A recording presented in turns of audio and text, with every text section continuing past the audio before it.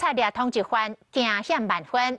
伫新北市的永和，早起一透早，警方锁定一个通缉犯，查到伊就秘伫一间的民宅内底，准备要弄破门攻入去的时阵，嫌犯早一步爬窗仔门逃走，伫4楼的野护坪甲铁窗的外口，甲警察对立半点外钟，上尾也是警方开11枪，弹到伊的大腿，甲逮捕送病院。搁伫民体内底掠到其他3个人。市长侯友宜听到消息，懊恼新北市长的警察真牛，感谢因拼力维护治安。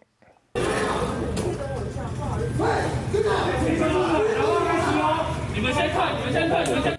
规大阵的员警也从北向一间人家厝刷来，都有庆声。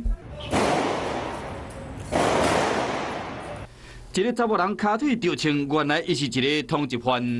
警察各装啊，穿乒乒乓乓袂惊哦。早起7点外，警方锁定新北市永和福和路一间人家厝，拍算8点要冲入去掠人。因为嫌犯早一步得到消息，为4楼来到2楼去杀时，拍算要走，拄着包围的警网，经过半点钟，又搁爬起到楼尾顶。嫌犯的身躯敢若有炸枪，警方唔敢大意，伫伊爬到窗仔门的时开枪甲拍。嫌犯嫌在该大楼的2楼的窗户阳台间被警方开枪击中左大腿，经顺利逮捕之后送往医院就医，目前没有生命大碍。警方后来伫嫌犯组的厝内掠到其他3个共党的超着安非他命，也有6支已经入枪支的改造底枪。这个现场的嫌犯捌伫3月伫新闻顶对警察开枪了，被掠到交保了，无等于报道，所以讲被通缉。